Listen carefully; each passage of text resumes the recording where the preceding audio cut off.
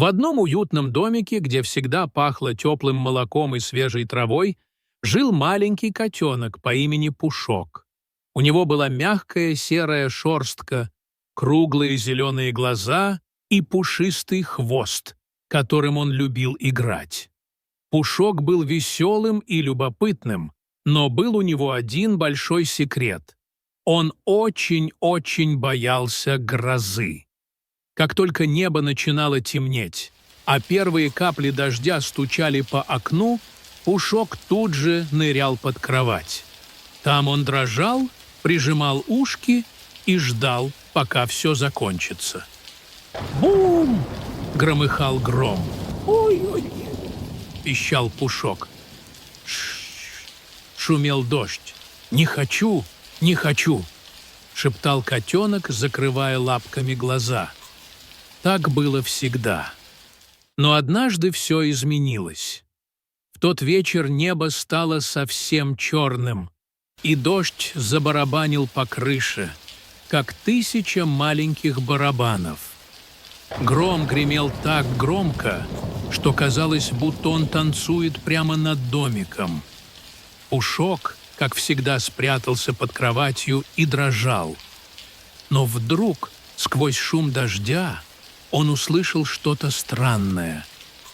Пип-пип, пип-пип. Кто-то тихо плакал за окном. Пушок приподнял ушки. «Что это?» – прошептал он. Сначала он подумал, что ему показалось, но плач становился все громче. «Пип-пип, помогите!» Пушок выглянул из-под кровати. Гром снова громыхнул, и котенок чуть не спрятался обратно. Но плач был таким грустным, что Пушок не смог остаться на месте. «Может, кому-то нужна помощь?» — подумал он. Но ведь гроза, она такая страшная!» Он подошел к окну, дрожа от страха.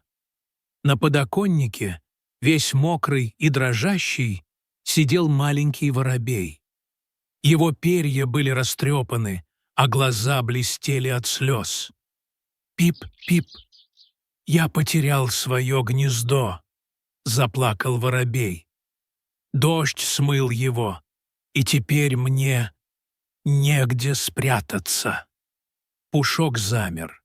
Гром снова прогремел, и котенок подпрыгнул.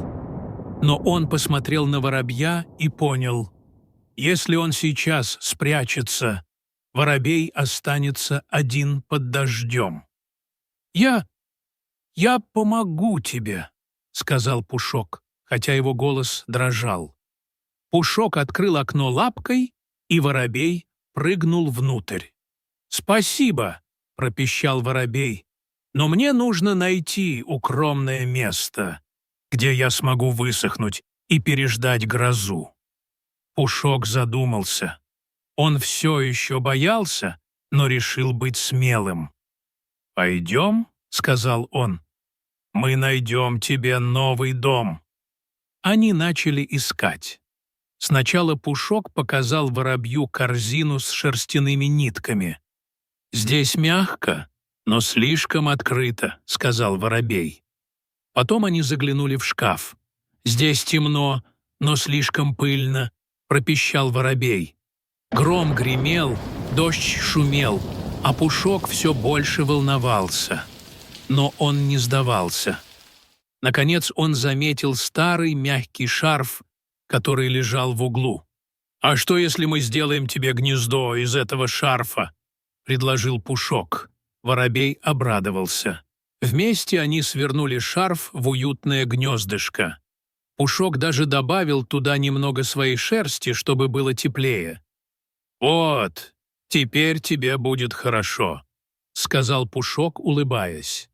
Гроза все еще гремела, но Пушок вдруг заметил, что больше не дрожит. Он был так занят помощью воробью, что забыл про свой страх. «Пип-пип, спасибо тебе, Пушок», — сказал воробей.